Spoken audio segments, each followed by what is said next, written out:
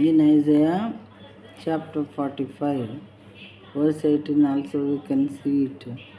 For thus says the Lord, who created the heavens, He is God. Who formed the earth and made it, He established it. He did not create it empty, He formed it to be inhabited. I am the Lord, and there is no other. ఆకాశములకు సృష్టికర్తయగు యెహోవాయే దేవుడు.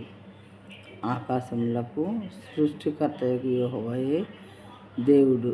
ఆయన భూమిని కలుగు చేసి దాన్ని సిద్ధపరచి స్థిరపరచెను. నిరాకారముగా ఉండునట్లు ఆయన దాన్ని సృజింపలేదు. నివాస స్థలమగునట్లుగా దాన్ని సృజించెను. ఆయన సెలవిచ్చినదేమనగా, యెహోవా నేనే, మరి ఏ దేవుడును లేడు. యెహోవాను నేనే, మరి ఏ దేవుడును లేడు. సృష్టికర్తయగు యెహోవాయే దేవుడు.